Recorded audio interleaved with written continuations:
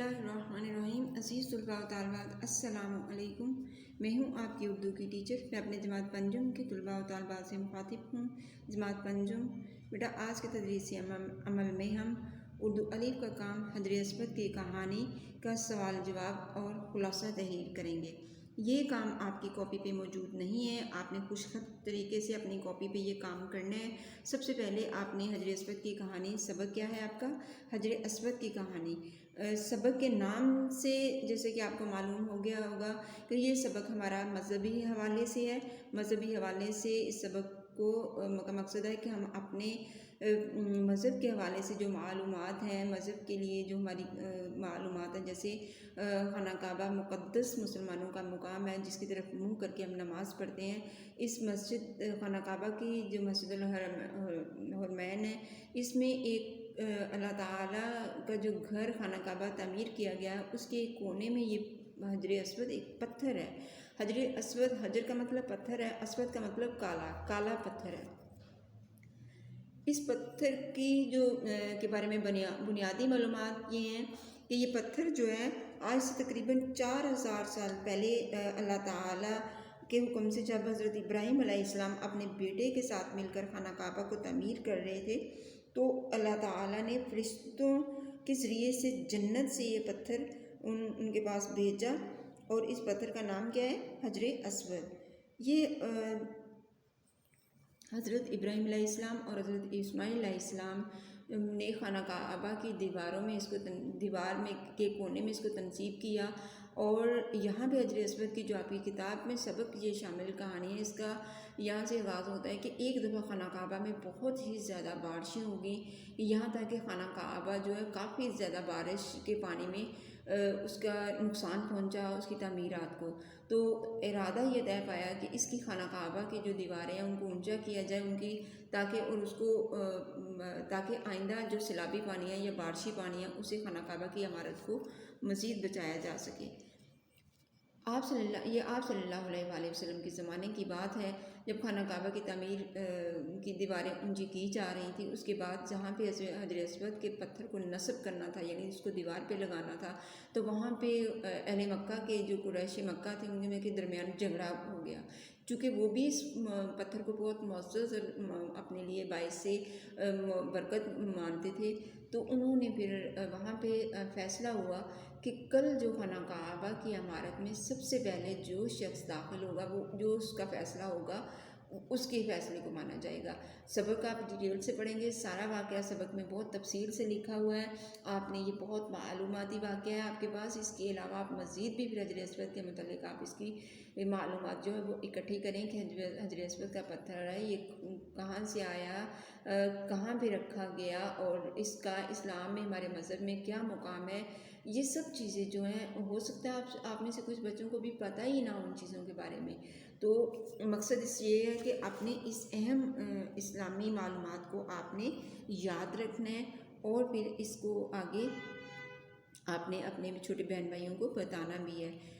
تو سب سے پہلے میں آپ کو بتاتی چلوں کہ حجر اسود کی کہانی میں جو سوال جواب شامل ہے وہ ہے نمبر 1 پہ خانہ کعبہ کب تعمیر ہوا؟ خانہ کعبہ، کعبۃ اللہ، اللہ تعالیٰ کا گھر جس کی طرف ہم منہ کر کے نماز پڑھتے ہیں، مسجد جہاں پہ مسلمان حج کرنے جاتے ہیں، عمرہ کے فرض ادا کرتے ہیں، حج کا فرض ادا کرتے ہیں۔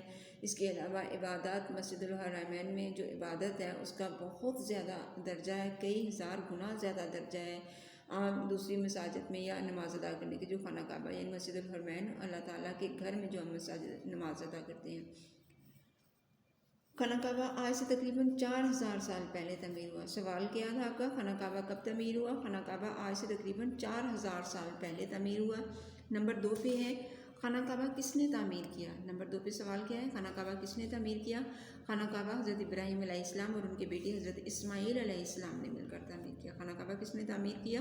خانہ کعبہ حضرت ابراہیم علیہ السلام اور ان کے بیٹے حضرت اسماعیل علیہ السلام نے مل کر تعمیر کیا۔ اس سے پہلے بھی بیٹے اللہ تعالیٰ نے خانہ کعبہ، حضرت آدم علیہ السلام ان کے بیٹوں نے وقتاً فوقتاً جب خانہ کعبہ کی تعمیرات اگر پڑھی نا، کعبہ کی تعمیر کے متعلق جو معلومات ہے تو وہاں سے آپ کو انفارمیشن ملے گی خانہ کعبہ کی تعمیر جو ہے وہ کتنے مراحل پر مشتمل ہے، کب اور کس کس نے اس کو تعمیر کیا۔ پہلے سب سے پہلے فرشتوں نے، پھر حضرت آدم علیہ السلام نے. یہ سوال آپ کے لیے ہے کہ آپ اس کے بارے میں معلومات اکٹھی کریں. ٹھیک ہے. اس کے بعد سوال نمبر 3 ہے، حجر اسود کی تنصیب کے موقع پر کس بات کا خدشہ تھا؟ حجر اسود کی تنصیب یعنی جب دیواریں تعمیر کی جا رہی تھیں تو آپ کو پتہ ہے یہ پتھر خانہ کعبہ کی دیوار کے کونے میں نصب ہے، تو وہاں پہ یہ جب پتھر نصب کرنا تھا تو دیواریں اونچی ہوگی اور پتھر کو نصب کرنے کی باری آئی تو کس بات کا ڈر پیدا ہو گیا؟ کس بات کا خدشہ، کس بات کا ڈر پیدا ہو گیا؟ حجر اسود ایک مقدس پتھر ہے. ہر قبیلے کا سردار یہ چاہتا کہ حجر اسود کی تنصیب کی سعادت اسے حاصل ہو. اس لیے اس موقع پر جنگ ہو جانے کا خدشہ تھا.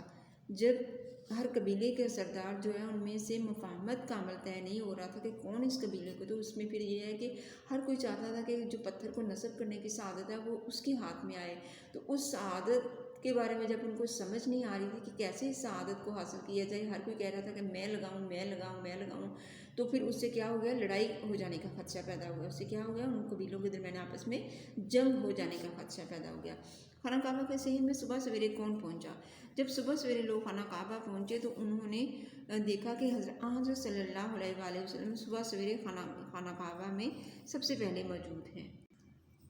دوبارہ سے بیٹا سوال سنیں. خانہ کعبہ کے صحن میں صبح سویرے کون پہنچا تھا؟ ان سوالات کے جوابات کو آپ اپنے الفاظ میں بھی لکھ سکتے ہیں. آپ نے کوشش کرنی ہے سب بچے اس پہلے سوال چھوڑ کے سوال لکھنے کے بعد آپ خود اس کو سوچیں کہ آپ کیسے اپنے الفاظ میں لکھ سکتے ہیں. رف پہ لکھ کے آپ اپنے بڑوں سے بھی رہنمائی لے سکتے ہیں کہ آیا جو جواب آپ نے تحریر کیا وہ درست ہے کہ نہیں، ادروائز آپ اسی سوال کے جواب کو تحریر کر لیں. جب صبح سویرے لوگ خانہ کعبہ پہنچے، جب صبح سویرے یعنی صبح کے وقت لوگ خانہ کعبہ پہنچے تو انہوں نے دیکھا کہ حضرت صلی اللہ علیہ وآلہ وسلم صبح سویرے خانہ کعبہ میں سب سے پہلے موجود ہیں، کہ آپ صلی اللہ علیہ وآلہ وسلم ان لوگوں کے پہنچنے سے پہلے ہی خانہ کعبہ کے عمارت میں، مسجد میں اندر موجود ہے. نمبر 5 پہ ہے حجۃ الوداع کے موقع پر کتنے مسلمان آپ صلی اللہ علیہ وآلہ وسلم کے ساتھ تھے؟ حجۃ الوداع آپ صلی اللہ علیہ وآلہ وسلم نے بیٹا زندگی میں ایک ہی حج کیا اور وہ بھی حجۃ الوداع یعنی آخری حج ثابت ہوا. حجۃ الوداع کے موقع پر آپ صلی اللہ علیہ وآلہ وسلم کے ساتھ 1,00,000 مسلمان موجود تھے.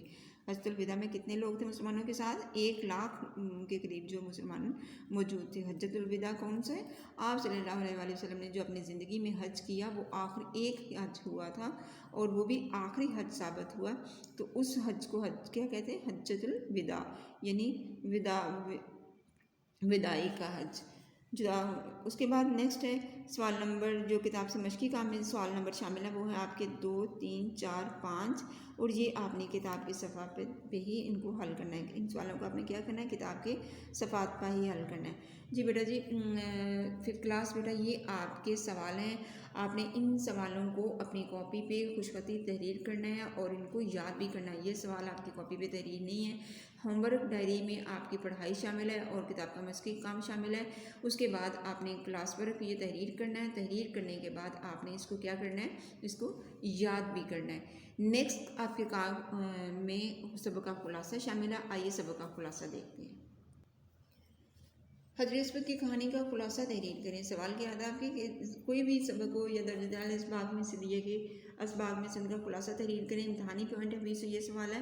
ابھی آپ کاپی پہ کر رہے ہیں تو آپ نے کیا لکھنا ہے؟ حجر اسود کی کہانی کا خلاصہ تحریر کریں. خلاصہ آپ نے اس کی خاص باتیں جو ساری ہیں ان کا احاطہ کرنا ہے. آئیے دیکھتے ہیں میں نے آپ کے لیے کیا خلاصہ تحریر کیا ہے. 5th کلاس آپ خود بھی اپنی کوشش سے خلاصہ تحریر کر سکتے ہو اپنے الفاظ میں.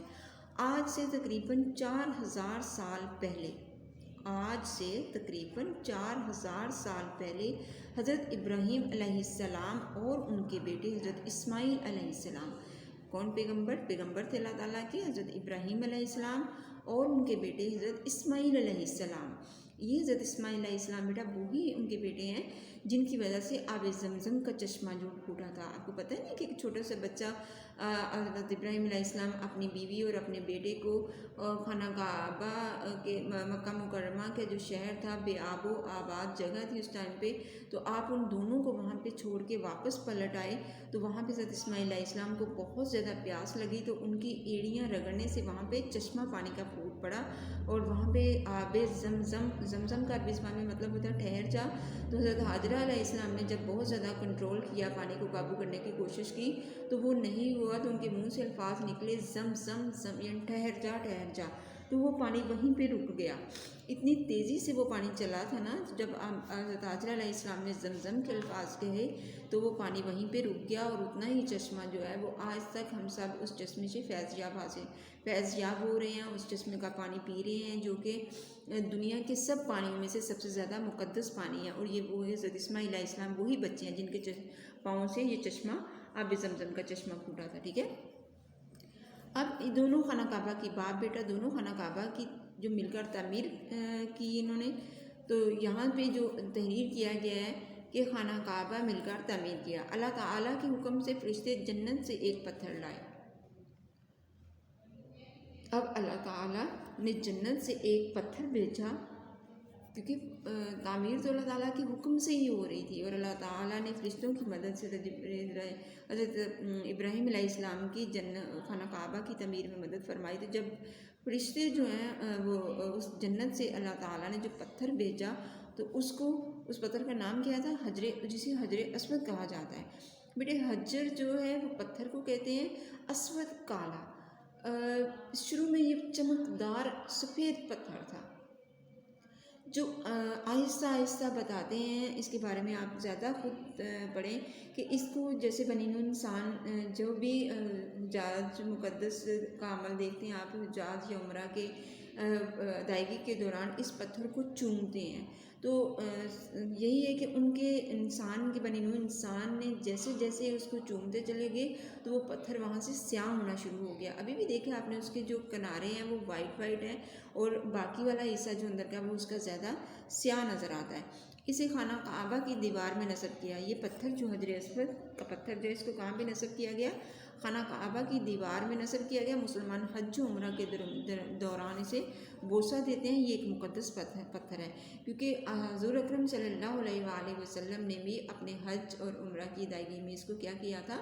حجر اسود کو پتھر دیا تھا، اور سنت نبوی میں ہی اس کے پیروی میں سب مسلمان حجر اسود کی بوسے کی سعادت جو ہے وہ حاصل کرتے ہیں۔ ایک سال مکہ میں بارش بہت زیادہ ہوئی۔ اب واقعہ کیا ہے کہ ایک سال مکہ میں بارش بہت زیادہ ہوئی، جس نے کعبہ کی دیواروں کو نقصان پہنچایا۔ اس تیز بارش سے خانہ کعبہ کی جو دیواریں وہ پانی ان کی دیواروں سے بہت زیادہ اوپر تک آ گیا، تو ان دیواروں کو پھر کیا ہوا، اس پانی کی وجہ سے نقصان پہنچا، تو خانہ کعبہ کی دوبارہ تعمیر کی گئی۔ اب فیصلہ ہوا کہ خانہ کعبہ کی دوبارہ تعمیر ہو۔ جب تعمیر شروع ہوئی تو حجر اسود کو دیوار میں نصب کرنے کی باری آئی، تو ہر قبیلہ یہ چاہتا کہ یہ سعادت اس کے حصے میں آئے۔ اب چونکہ یہ بھی بہت مقدس پتھر سمجھا جاتا تھا، مشرکین مکہ جو اہل مکہ کے لوگ جو تھے، اہل مکہ جو تھے اس ٹائم پہ ابھی حضور پاک صلی اللہ علیہ وآلہ وسلم کو نبوت نہیں ملی تھی، تو یہ اہل مکہ کے جو لوگ تھے، مشرکین تو بعد میں ہوا نا ان کا نام، اس ٹائم پہ یہ اہل مکہ تھے، تو اہل مکہ کے یہ لوگ تھے، ان میں سے مختلف قبیلوں میں آباد تھے۔ ہر قبیلے کا اپنا ایک سردار تھا، اس کے سردار کے حکم کے مطابق وہ عمل کرتے، اور سب سردار جو وہ معزز سمجھے جاتے۔ جب نصب خانہ کعبہ کے پتھر کو نصب کرنے کی باری آئی تو انہوں نے کیا کیا کہ ان کا میں سے اپنی اپنی خواہشہ ظاہر کیا کہ میں یہ نصب کروں، میں یہ نصب کروں، تو پھر کیا ہوا، اس میں ایک خدشہ پیدا ہو گیا، اس میں ڈر پیدا ہو گیا، خدشہ تھا کہ قبیلوں میں لڑائی نہ ہو جائے، اور اس چیز کو اگر اس کا مناسب حل نہ نکلے تو خدشہ اس بات کا ڈر ہو گیا کہ ان قبیلے آپس میں لڑ نہ پڑے اس بات میں۔ آخرکار مکہ کے بزرگوں نے فیصلہ کیا، اور دوسرے دن سب سے پہلے حضرت محمد صلی اللہ علیہ وآلہ وسلم خانہ کعبہ پہنچے۔ اس سے پہلے بیٹا یہ تفصیل سے جو بات لکھی ہوئی ہے وہاں پہ طے ہوا تھا کہ پھر لوگوں کے جو سردار اہل مکہ تھے ان کے درمیان، معززین کے درمیان یہ فیصلہ طے پایا کہ ٹھیک ہے، کل خانہ کعبہ میں جو شخص سب سے پہلے صبح کے ٹائم، صبح ہونے سے پہلے جو شخص خانہ کعبہ میں سب سے پہلے موجود ہوگا وہ جو فیصلہ کرے گا اس کے فیصلے کو مانا جائے گا اور اس پر عمل کیا جائے گا۔ آخرکار مکہ کے بزرگوں نے فیصلہ کیا، اور دوسرے دن سب سے پہلے حضرت محمد صلی اللہ علیہ وآلہ وسلم خانہ کعبہ پہنچے۔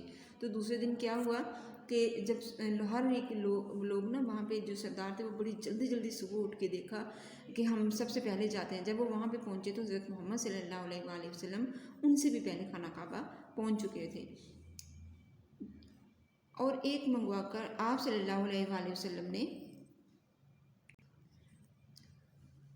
جب حضور پاک صلی اللہ علیہ وسلم تو آپ صلی اللہ علیہ وسلم نے پھر ایک جو فیصلہ کیا وہ سب نہ صرف سب نے اس فیصلے کو مانا اور اس کے مطابق عمل ہوا. پھر آپ صلی اللہ علیہ وسلم نے کیا کیا، جب آپ صلی اللہ علیہ وسلم کیونکہ طے تو یہی پایا تھا کہ جو سب سے پہلے خانہ کعبہ پہنچے گا وہ جو فیصلہ کرے گا اس کے فیصلے کو مانا جائے گا. تو آپ صلی اللہ علیہ وسلم نے وہ فیصلہ کیا، وہ دیکھتے ہیں. پھر آپ صلی اللہ علیہ وسلم نے ایک چادر منگوا کر پتھر کو اس میں رکھا. پھر آپ صلی اللہ علیہ وسلم نے کیا کیا، ایک چادر منگوا کر پتھر کو اس میں رکھا اور سب قبیلوں کے نمائندوں کو اس کے کونے پکڑائے اور چادر کو سب نے اٹھا کر اس جگہ تک پہنچایا. پھر آپ صلی اللہ علیہ وسلم نے اپنے ہاتھوں سے پتھر کو دیوار میں نصب کیا. اس طرح ایک بڑی جنگ کا خطرہ ٹل گیا. جی بیٹا دیکھا کیسے پتھر کو نصب کیا، کیسے پھر آپ صلی اللہ علیہ وسلم نے چادر کو منگوایا. چادر کو منگوا کے آپ صلی اللہ علیہ وسلم نے سب قبیلوں کے سرداروں کو وہاں پہ اس چادر کے کونے پکڑائے اور چادر کے کونے پکڑا کے آپ صلی اللہ علیہ وسلم نے کہا کہ آپ اس چادر کو سب مل کے اٹھاؤ. سب نے اس چادر کو مل کر اٹھایا اور پھر جہاں بھی وہ پتھر لگانا تھا وہاں تک سب لے کے آئے اٹھا کے اس جگہ کو. پھر آپ صلی اللہ علیہ وسلم نے اس پتھر کو اپنے ہاتھ سے پکڑا، اپنے ہاتھ سے اٹھا کے پھر اس پتھر کو دیوار میں اس خانہ کعبہ میں نصب کیا. خانہ کعبہ کی دیوار میں کیا کیا، نصب کیا. اس طرح ایک بڑی جنگ کا خطرہ ٹال گیا. اور اس طرح کیا ہوا کہ ایک بڑی جنگ، آپ کو تو پتہ ہے پہلے عربوں میں جو اسلام سے پہلے عربوں میں بہت ساری پانی پلانے پہ، کبھی چھوٹی چھوٹی باتوں پہ اتنی لمبی لمبی جنگیں ہوتی تھیں کہ ہر قبیلہ دوسرے کا دشمن بنا ہوتا تھا اور قبیلہ یہ چاہتا تھا کہ اس کی مرضی کے مطابق جو ہے وہ کام ہو. تو اس پہ پھر وہ لڑ پڑتے تھے اور ایک ایک لڑائی جو ہے نا اس میں کئی مہینے وہ اس میں لڑتے رہتے. تو آپ صلی اللہ علیہ وسلم کی بہترین حکمت عملی سے جو مکہ والے جو ہے خطرناک جنگ کا شکار ہونے سے بچ گئے. آپ صلی اللہ علیہ وسلم نے حجر اسود کو بوسہ دیا. یہی وجہ ہے کہ حج و عمرہ کے سب زائرین اس پتھر کو بوسہ دیتے ہیں. یہ سلسلہ انشاءاللہ قیامت تک جاری رہے گا. اس خلاصے کو تحریر کرنے کا مقصد ہوتا ہے کہ اس میں خاص چیز کا احاطہ ہو جائے، اس میں جو جس چیز کے متعلق جو مرکزی اس کا نقطۂ نظر ہے اس کو واضح الفاظ میں کھول کے اس بات چیز کے بارے میں بتا دیا جائے. آپ بھی اس خلاصے کو اپنے سبق کو 2 سے 3 مرتبہ پڑھیں گے تو آپ خود بھی اس قابل ہو جائیں گے کہ آپ اپنا خلاصہ خود تحریر کر سکیں گے انشاءاللہ. صرف آپ ہمت رکھیں اور اپنے الفاظ کی ترتیب کو مناسب طریقے سے جو فقرات کو وہ بنانا سیکھیں. سبق کو پڑھنے کے بعد آپ اس کو اپنے ذہن میں سوچا کریں. سوچنے کے بعد اس کو کتاب پہ کاپی پہ صفحے پہ تحریر کیا کریں. تحریر کرنے سے جو آپ کے دماغی خیالات ہیں ان کے تسلسل کو جو ہے وہ کاپی یعنی وہ طاقت ملتی ہے اور آپ اس تحریر کو لکھنے کے قابل ہو جاتے ہیں. جی بیٹا اب آپ لوگوں نے یہ سبق جو ہے یہ آپ کا تحریر کرنے والا 5th کلاس، یہ کام آپ کی کاپیز پہ موجود ہو، ہم انشاءاللہ چیک کریں گے. آج کا کام جو ہے وہ آپ نے یہ کرنا ہے. بے شک یہ اگر یہ کام لمبا ہو تو آپ اس کو 2 دنوں میں ڈیوائڈ کر لیں. ایک دن میں آپ سوال جواب تحریر کر لیں، دوسرے دن میں آپ خلاصہ تحریر کر لیں. سوال جواب اور خلاصہ جب آپ لکھتے ہیں اپنی کاپیز پہ ساتھ ہی آپ نے اس کو کیا کرنا ہے، یاد بھی کرنا ہے. امید ہے آج کا سبق آپ کو سمجھ آ گیا ہوگا. اس کے ساتھ ہی میں آپ سے اجازت چاہتی ہوں. اللہ حافظ.